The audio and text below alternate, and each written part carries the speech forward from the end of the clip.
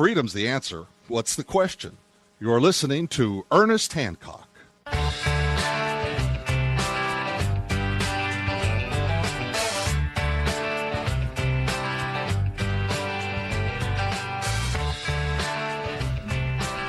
Welcome back to Declare Your Independence. And how do you do that? By not being dependent. You know, can you do that somewhere else? How much do you got? We're relatively poor. Okay, I'll tell you, we don't have big giant chunks of money. I mean, we accumulated a little bit of silver over the years. That's given us, we could get just enough to go and just, camp somewhere with all the food that we got and some of the, camping equipment and everything. We could probably survive for a couple of years and keep breathing in and out. I mean, that's where we're at. Now, I know a lot of people that go, Ernie, you can come stay here, man. I've had a lot of offers.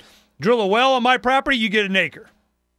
Farm the back 40, that's all y'all's. We could, on and on and on, but there's other considerations to take. I mean, within from the time that we first started planning and experimenting and doing this kind of stuff, all of a sudden my kids are getting married. I got, their spouses. I got 2 grandkids. I got, how locked in I'm going to get. Some people are freer than others to be able to make whatever decision. My thing is, we've been experimenting with a lot of stuff. Here, I'm going to show you something.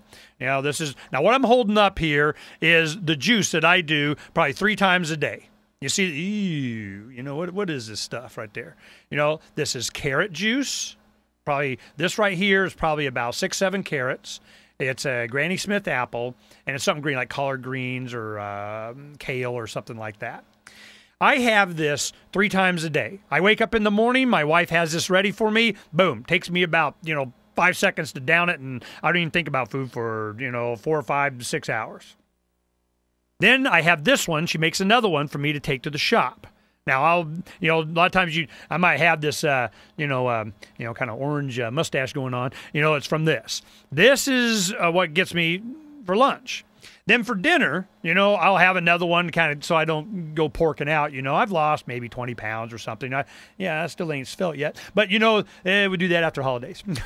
Now, what happens is I go, all right, the biggest reason I did this about 2 years ago, I mean, I'm not eating right. I'm, working really hard. I'm traveling all over the place. I'm doing, all these dinners and everything.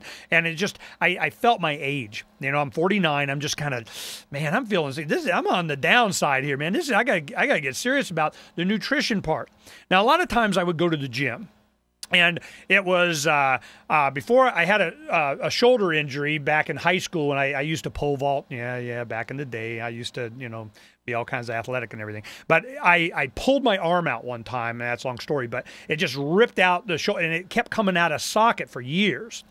I finally got it fixed. All of a sudden, but up until that time, the only way I could keep my shoulder on my body was I had to weight lift. I do a lot of shoulder exercises and so on, so the muscles kind of hold it in place, keep it tight.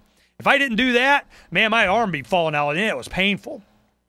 So what I did is I go to the gym a lot, and it made me feel better. I mean, I actually felt better going to the gym. And, I hadn't been, I never went more than 6 months. I didn't go for at least a month or 2 of just really getting it up and get my muscles set up so that my shoulder wouldn't fall off. Well, what happened is after I got it fixed and so on, well, that wasn't as necessary. I started gaining a little bit more weight. I'm not as good a shape. I'm eating bad. I didn't have a good feeling. Then it was, I really started focusing on this nutrition thing. We're trying to get the guy on that I had on a year ago. He was a National Geographic documentarian that did his own, that is called The Beautiful Truth. And it was about juicing, the Gerson diet and all this kind of stuff. Well, it's very complicated. And you can go, and they got all these places around the world. There's like 60, 70, 80 of them. There's like 60 of them a year ago. And these are doctors that started this after they had cancer or something. They're going to die. And they finally went to this nutrition thing. Oh, I'm healed. And guess what? I'm opening, a clinic. So I had a guy on and I said, look, make it, put it on a 3x5 card. If I got to, go through all kinds, I'm not doing it. I just don't have the time. So They came up, it's very simple. It's this. Now, you can do it a lot of times a day, up to 13 times a day when you got cancer and you're getting you got to do colon cleanse, do, what do you call them, enemas and so on with coffee because it opens up, your whatever, for your liver thing. So I go ahead and I do this. I tell you, I feel a much better immediately. But then, before I'm even done drinking, I can tell I got nutrition. So then we started experimenting in our garden. How much of this can we sustain ourselves? Because that's why they call carrots a superfood. There's a reason why. And of course, they want you to get all organic and not have all the pesticides and all this other stuff and so on. Can you sustain yourself on this? Yes. Yes, you can. I mean, you might want to supplement it with, I got chickens, I got eggs. I got a little protein there. You filter your water. I got it going on. You can survive better, healthier, feel better. Your mind is clear. For about 6, 7, 8 months, I was doing up to 6 hours a day of radio on up to 3 networks. Okay, we're down at the LRN now. We're home. We're with our crowd, man. I don't have to pull any punches on this, and we can have a good time. We're all learning stuff.